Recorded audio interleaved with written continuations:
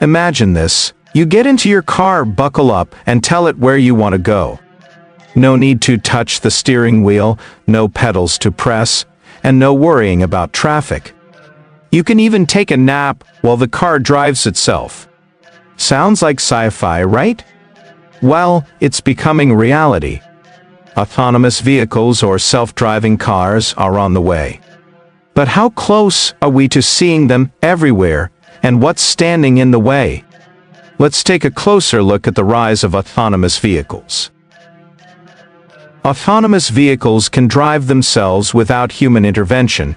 They use sensors, cameras, radar, and software to understand and navigate their environment. These cars see everything around them and make decisions based on that. Now, viewers, do you know how many levels of autonomy these cars have? There are 5. Level 1 is simple. Cruise control, where the car controls speed, but you still steer. Level 2 lets the car handle tasks like steering and lane changing, but you still need to be in charge. Then comes Level 3, where the car can drive itself in certain situations, like on highways, but you must still be there, just in case. Level 4 is almost fully autonomous, but only in specific areas, like a city. The car can drive itself within that area, but it might need help outside of it. Finally, Level 5 is the Holy Grail, where the car drives anywhere, anytime with no human input at all. Most cars on the road now are at Level 2 or 3. Tesla and Waymo are leading the way. Tesla's autopilot can handle some tasks like steering and braking, but it still needs human oversight. Waymo, part of Google's parent company Alphabet, is ahead when it comes to fully autonomous cars. They've been testing Level 4 vehicles for a while, and they even offer self-driving taxis in Phoenix, Arizona. Viewers, do you know that Waymo has a self-driving taxi service? These cars drive themselves, with no one in the driver's seat. They use high-tech sensors and cameras to handle complex tasks like pedestrians and other cars. It's impressive. But just because the tech is here, doesn't mean we're seeing self-driving cars everywhere yet. There are still some challenges. Safety is one major issue. Autonomous cars are designed to be safer than human drivers, but they're not perfect. Sometimes, they may not know how to react in tough situations. Imagine driving and a child runs into the street. A human would know what to do in that moment, but a self-driving car might not always make the right decision. Viewers, do you know that self-driving cars still struggle with certain situations, like bad weather or construction zones? They can't always deal with unexpected obstacles or make split-second decisions like a human can.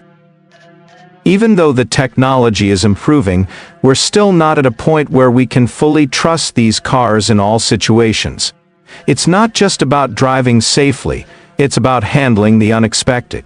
What if there's a person jaywalking, a car swerving into the lane, or a construction zone? These are real challenges that self-driving cars face. And it's not just about safety. Regulations are another challenge. Viewers, do you know that different countries and states have different rules for self-driving cars? In some places, they're testing them, but in others, they're not allowed on the roads at all. The legal side still has a lot of catching up to do. Another issue is the ethical dilemma.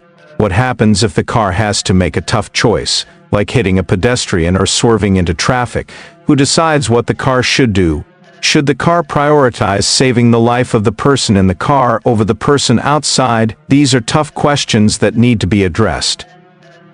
And then there's infrastructure. Self-driving cars depend on well-maintained roads, clear traffic signals, and accurate maps. In many places, the infrastructure isn't built for autonomous vehicles.